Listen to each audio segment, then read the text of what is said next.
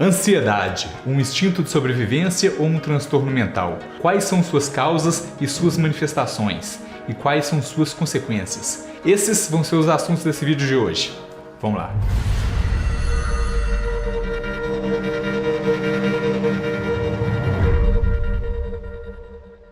Oi pessoal, eu sou o Dr. Matheus e esse vídeo vamos falar sobre a ansiedade, um assunto que é cada vez mais falado, porque principalmente depois da pandemia aumentaram muitos os casos. Nessa situação das pessoas preocupadas com o vírus novo, muitas vezes numa situação diferente, precisando ficar dentro de casa, uma situação que não estavam esperando, muita gente não se adaptou bem com isso, então aumentou demais situações de ansiedade.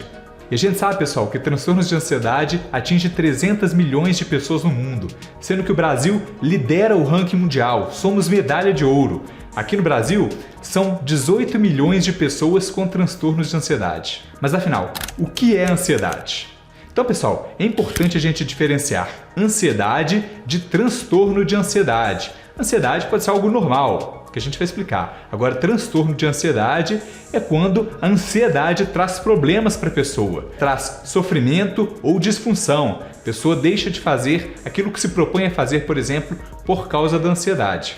Mas a ansiedade básica é uma reação emocional normal que pode estar presente em qualquer momento da vida e pode sim ser intensificada por diferentes situações que a pessoa vive. Pessoal, ansiedade, na verdade, é um recurso importante e funcional para os seres vivos. A ansiedade, então, por exemplo, ela nos ajuda a nos adaptar a cenários desconhecidos. Por exemplo, cenários que podem ter ameaças iminentes que estão para acontecer e consegue nos manter alerta para a situação de algum perigo de fato chegar até a gente. Ansiedade no homem primitivo. A ansiedade, pessoal, ela faz parte da gente e é uma reação fisiológica do corpo em determinadas situações que então nos estimula a entrar num estado de alerta e nos ajuda a preparar para uma reação rápida para essas situações. Ela existe nos seres humanos e nos animais desde a sua origem. Lá nos homens das cavernas, a ansiedade funcionava como uma sensação de insegurança para o perigo, para ajudar justamente na sobrevivência. Então a ansiedade era necessária para ajudar a deixar esse homem primitivo alerta, protegendo de predadores e até mesmo de conflitos com outras tribos inimigas. E também ajudava esse homem primitivo na caça, para ele conseguir, por exemplo, capturar uma presa e ter o alimento do dia. Isso acontece, pessoal, porque a ansiedade está relacionada ao que a gente chama de reação de luta ou fuga, que é o efeito do aumento da adrenalina no sistema nervoso autônomo. O sistema nervoso autônomo, ele é o responsável pelo controle automático do nosso corpo. Ele controla, por exemplo, a frequência do coração, a pressão arterial, os movimentos do intestino e também controla a produção de alguns hormônios. E com isso consegue, por exemplo, controlar a resposta do nosso corpo a estímulos externos, estímulos que vêm de fora, ou às vezes estímulos internos nossos do nosso pensamento. Só, por exemplo, o medo de algo poder acontecer, que talvez é uma situação que talvez é algo que nem existiria. O sistema nervoso autônomo ele é dividido em simpático e parasimpático. O simpático é o que é o responsável por liberar a adrenalina e entrar nesse modo de luta ou fuga. Que é, por exemplo, o que a gente vai fazer se de repente um guerreiro de uma outra tribo invade a nossa aldeia? A gente vai pro tapa ou dar no pé? Precisa correr, né? Então, para essas duas situações, precisa deixar o corpo preparado ou para lutar ou para correr bastante. Então, para se preparar para essas situações, a frequência cardíaca aumenta, a pressão arterial também aumenta, ocorre então uma dilatação dos bronquíolos no pulmão, que permite respirar com mais eficiência. Acontece também uma vasodilatação das artérias que irrigam os músculos, assim tem mais sangue nos músculos, né? Os músculos conseguem dar mais força, tanto para correr como para lutar, e assim permite que essa pessoa, né, nessa situação, consiga se preparar para correr, lutar, brigar, enfim, o que for fazer, tem muito mais explosão, principalmente explosão muscular. E atualmente, pessoal, também é importante em algumas situações que a pessoa esteja com ansiedade um pouco mais elevada. Um atleta olímpico, por exemplo, ele precisa estar mais ansioso para conseguir ter respostas rápidas. No caso, por exemplo, de um tênis de mesa, ele precisa estar ligadão para jogar, precisa estar no 220. Se ele ficar calmão demais, relaxado, o quê? A bolinha bate até na testa dele. né? Então precisa estar ligadão, né? Vendo onde que vai estar, vendo a resposta, já a maneira que o adversário bate. E em esportes em geral, normalmente o atleta precisa estar ligadão para já ver qual vai ser a resposta mais rápida que ele está. É uma situação que precisa estar com ansiedade elevada. Em geral, situação de alerta é uma situação que precisa de ansiedade um pouco mais elevada. Tá aprendendo? Tá gostando do vídeo? Então já deixa um like que isso nos ajuda a fazer esse vídeo chegar a mais pessoas. Impactos físicos da ansiedade. Então, pessoal, a ansiedade pode trazer vários impactos no corpo. Por exemplo, pode afetar o sistema cardiovascular. A ansiedade aumenta os batimentos cardíacos e também a pressão arterial, o que a longo prazo pode, por exemplo, trazer doenças cardíacas, como por exemplo, hipertensão arterial. Essa pessoa muito ansiosa pode, por exemplo, precisar de remédios para a pressão alta. Isso, em combinação com outros fatores, pode até facilitar um infarto cardíaco, né? Infarto do coração, um AVC, um derrame.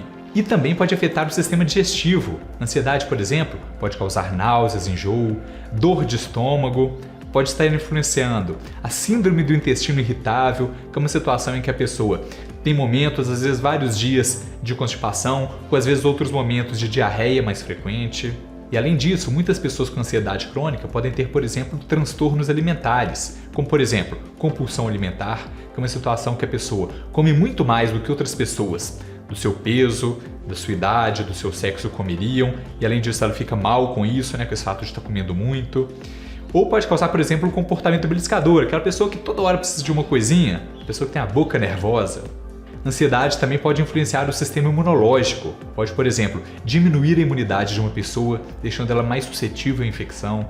Por exemplo, no caso da pandemia de coronavírus, uma pessoa mais ansiosa pode ter tido uma reação pior ao vírus simplesmente por causa dessa situação dela de ansiedade crônica, piorando o sistema imunológico. Mas além disso, a ansiedade também pode deixar o sistema imunológico hiperestimulado. Pode fazer com que, por exemplo, surjam doenças autoimunes, que são uma situação em que o sistema imunológico ataca a própria pessoa. Por exemplo, lúpus é uma doença autoimune, vitiligo, né, que é uma doença que, por exemplo, a pessoa fica com partes do corpo sem melanina, né, por exemplo, no braço, eventualmente na face também. Uma situação que chama alopecia areata, uma situação que falha cabelo, por exemplo, deixa a pessoa parcialmente, às vezes, sem cabelo na cabeça ou na barba, chama alopecia areata. Tem uma doença que chama tireoidite de Hashimoto, que é uma doença que o próprio corpo ataca a glândula tireoide, pode causar o hipotireoidismo. Também a ansiedade pode afetar o sistema respiratório, pode facilitar, por exemplo, com que a pessoa tenha crises de asma ou ataque de pânico. E também afeta a musculatura da pessoa. Pessoas ansiosas, principalmente uma ansiedade crônica, podem ter, por exemplo, dores musculares, principalmente aqui na região do pescoço, das costas. E também pode causar bruxismo, que é quando uma pessoa aperta um dente contra outro. Uma situação que eu considero grave, que muitas vezes pode até levar à quebra de dentes. Impactos mentais e emocionais da ansiedade. E aí, pessoal, a ansiedade pode causar, por exemplo, estresse e exaustão. Então, com ansiedade constante, vai levando a esse estado de estresse crônico que vai levando a uma exaustão física e mental. E, por exemplo, isso num contexto de trabalho estressante pode levar o paciente à chamada síndrome de burnout, que é essa situação em que o paciente está numa exaustão crônica, com muitas vezes diminuição da sua produtividade, ela pode ter até um desleixo em relação à importância do seu trabalho, tanto, por exemplo, às vezes não se importar tanto com os colegas ou até com seus clientes, tá? Isso tudo na síndrome de burnout. A ansiedade também leva a problemas de concentração, tá? Então a ansiedade descontrolada muitas vezes leva essa pessoa a dificuldades em se concentrar e pode, por exemplo, piorar seu desempenho acadêmico, seu desempenho profissional e muitas vezes pode estar até relacionado ao TDAH. A verdade é que a maioria das pessoas que têm TDAH tem também o transtorno de ansiedade. E a ansiedade também pode trazer problemas do sono.